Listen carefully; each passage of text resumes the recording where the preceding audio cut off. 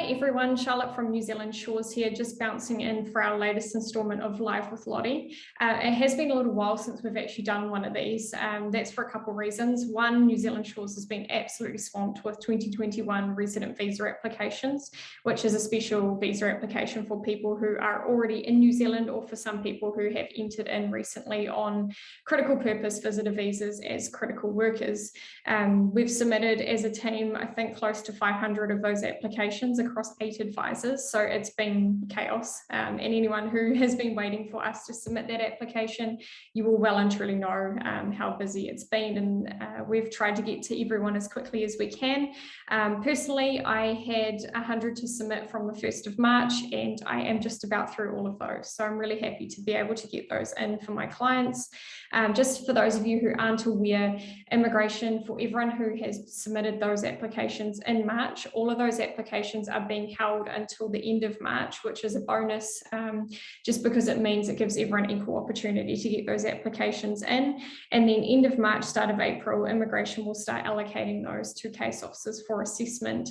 They will be assessed in a particular order, so people who have their visas expiring soon will be assessed first, and immigration will just work through all those applications based on your visa expiry date.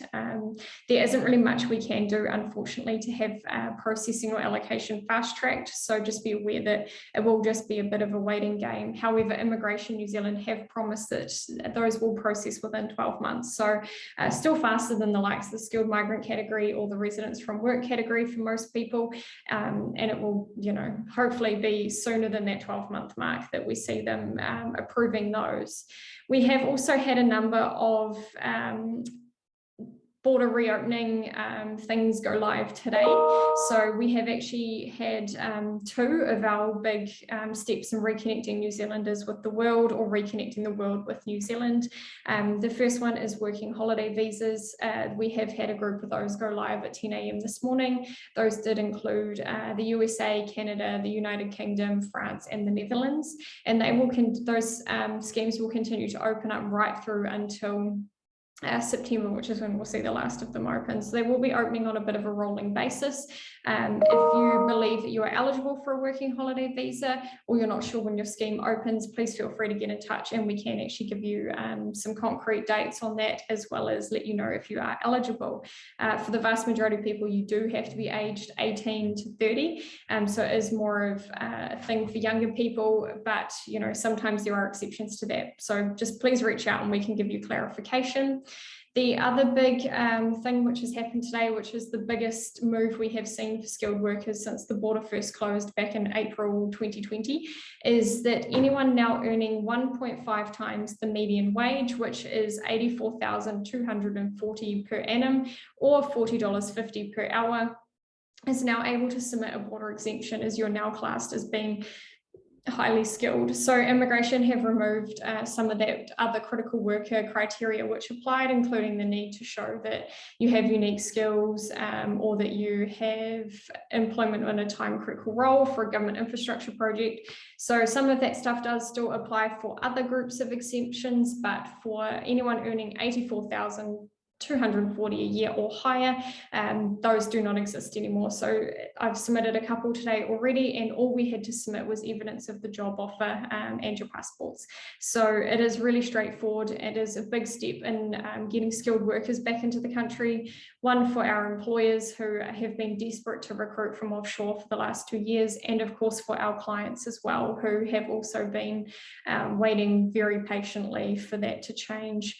So if you haven't already started applying for roles and you believe that you're probably in a role that may garner that salary or higher, please do reach out to your advisor. We can give you some advice on where to look for jobs. We do also have a number of employers starting to come to us who are wanting to recruit as well, so we may actually be able to start pushing your CV out to people. Employers have been quite reluctant, even up until today, to actually start hiring from offshore, just because immigration had made this wonderful announcement, but we didn't actually know what that looked like. So we only had confirmation of the policy this morning, just as that change went live. So it has been a bit of a weird time. We knew these changes were coming, but we didn't 100% know what they looked like. So employers were a little bit reluctant to start offering jobs in case we were thrown a curveball and then they weren't able to get those people. However, now that change has come in, I've had a number of emails already today personally from employers who I've connected with over time who have come back to us saying, we need people, we've got roles to fill, can you recommend next steps from here? So absolutely start applying, seek or trade me, and also reach out to your advisor as well. The other thing that has come in today, which is an important step in reconnecting some of our migrant families with their families who are stuck offshore, is anyone who is earning that $84,240 or $40.50 per hour is actually now able to submit a border exemption for their family members. So that's a big change, and it will impact a number of our separated families. So we're really, really excited about that. If your advisor hasn't already touch base, please do just make sure you reach out to them as well. We are trying to work through everyone as quickly as we can, but sometimes a little reminder email isn't always a bad idea. So send that through and we will make sure that we will advise on how we can get that happening for you. This is just the first part of our border reopening plan. The government did announce a couple of weeks ago that they were likely to start bringing those other stages forward as well. Just to recap, there is 5 stages in total, with the last due to come into effect by October, but based on what the government has said, those are likely to be brought forward. So yeah, get in touch. If you either are a current client, make sure you reach out to your advisor, start seeking advice on when to start applying for roles, seek advice on who we can perhaps refer you to, or when that border reopening plan will apply to you and your family. We're more than happy to help. We are sending out newsletters as well, just to try and communicate as much information as quickly as possible, because we are in a big period, I guess, of that border changing quite quickly. So all exciting stuff on our front, and absolutely we will keep you up to date via newsletter, via Live with Lottie's, and obviously your advisors directly as well. If you aren't yet a client, please feel free to reach out to us. Our email address is info@newzealandshores.com. We can provide you with an eligibility assessment and let you know what your chances are of migrating or how we can help. Have a wonderful week, everyone. We're really excited to start welcoming some more people to New Zealand, and we look forward to hearing from you soon. Thanks. Bye.